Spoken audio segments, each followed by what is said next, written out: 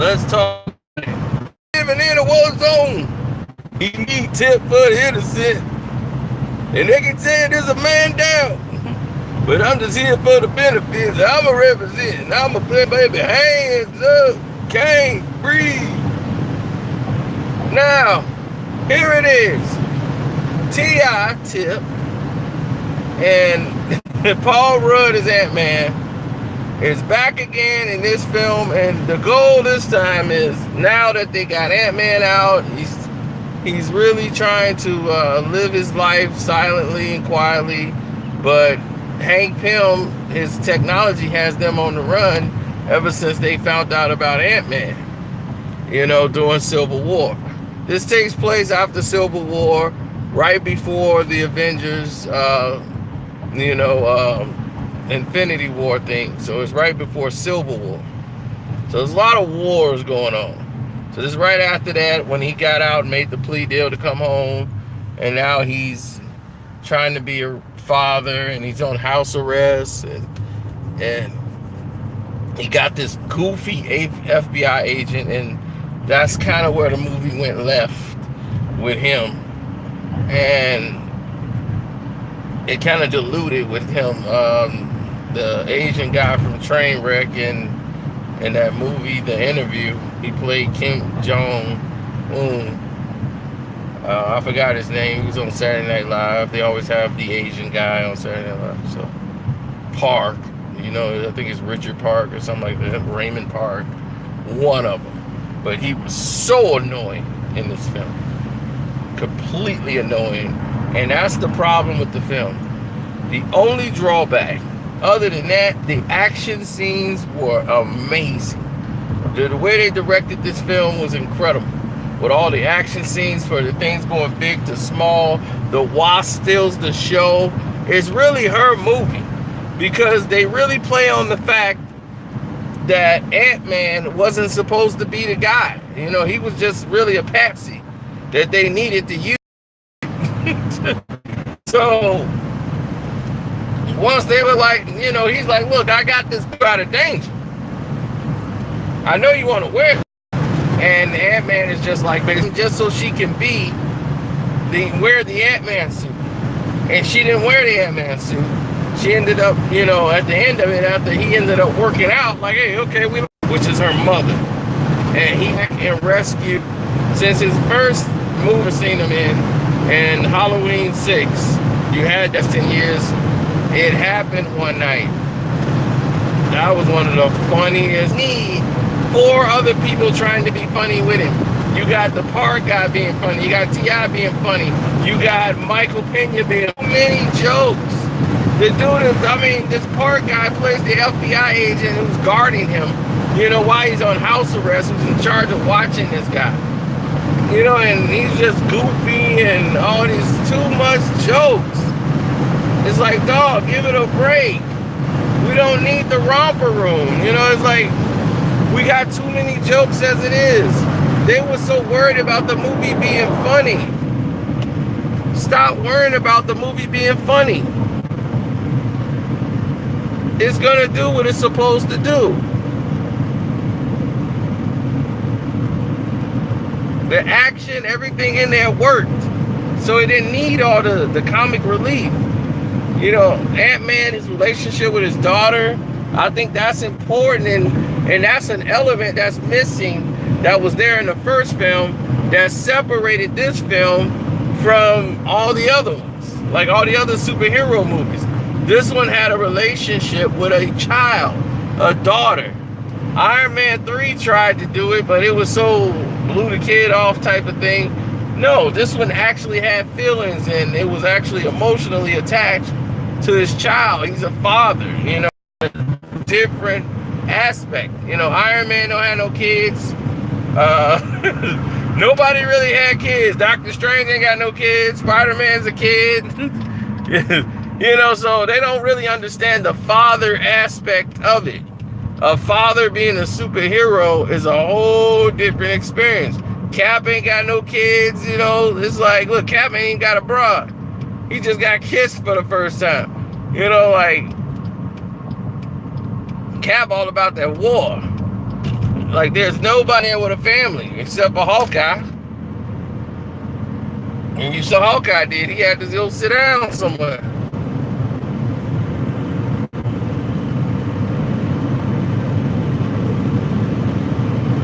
So you get to see some empathy and the fact that, you know, he got a child, so he got to go sit down.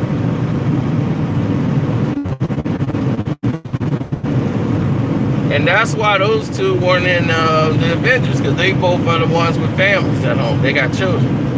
So for them to take plea deals, it made sense for Hawkeye and Ant-Man not to be in the film, because they wanted to be home with their kids. No, I'm not telling any spoilers. Believe me, I'm not. Michelle Pfeiffer's in the movie, that's all I'm going to say. Even though it's already been reported what she is, but just don't get excited. But they could have done a better job with the villain, you know, making a villain out of it. But I like the way Ghost was. And this is all going to tie into Avengers 4. Believe me, this technology they got is all going to play a part in Avengers 4. So definitely pay attention to that.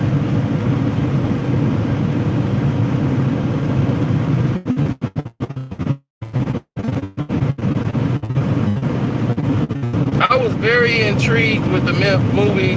Like, it's the comedy. It's too many jokes. Too many people not being serious in moments that need to be serious.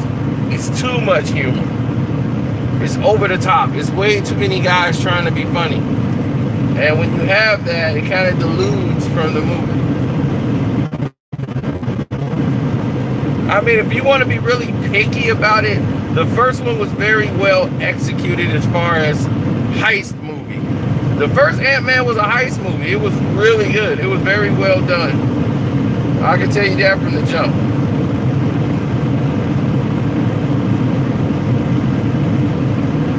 Now this one is like a thrown together heist movie. In the first Ant-Man, you were able to follow it along. The audience were able to follow the heist along, and you felt a part of everything. In this one, it's similar.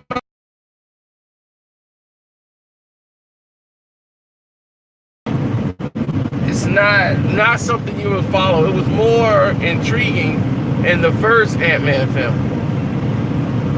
So the Ant-Man 1 is definitely better. Definitely better than this. But only because of the jokes and the little nitpick things. But you're not going to notice stuff like that.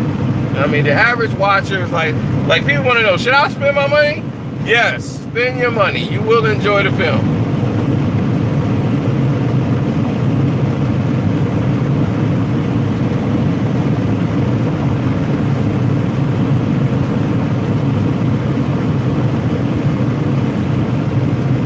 Excessive levity. It was almost levitating.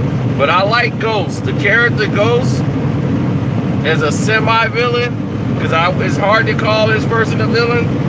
And I like people like that. They have a complex story. You go with that. And they really play off the narrative. And this is why the Wasp is so tough. She is nothing to play with. Because now you really get to see her in action. Because you really didn't get to see her in action in the suit. Because you guys got to remember, she's trained already. She knew how to work the suit. She trained Ant-Man. Her and Hank Pym trained Ant-Man. He was ready for the suit. That's what I'm saying. She was like, I'm ready. I wanted to be out there. But he was like, nah, I got to protect you.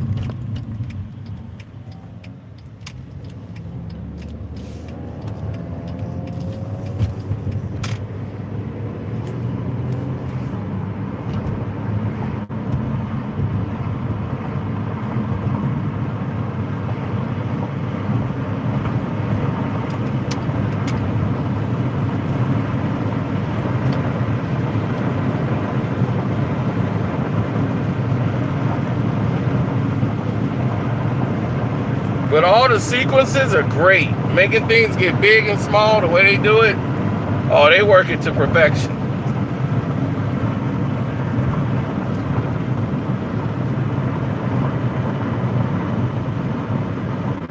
I was very pleased with that.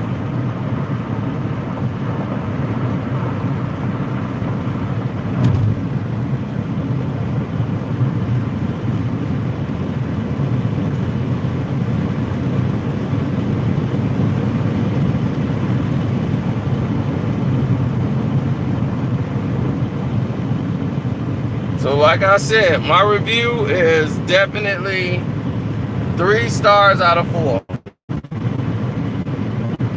But they got tip in it. Yeah, it's about us or us. And just see we're living in a war zone.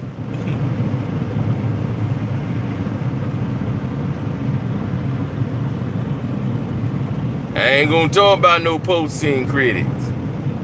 You gonna have to figure that out for yourself. Is there a post-scene credit? Absolutely. But you gonna have to hear about it later. I ain't gonna do that.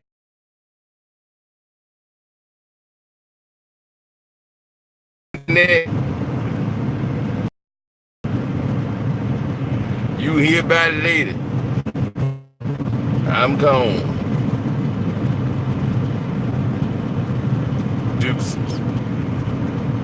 I gotta pay attention to the road.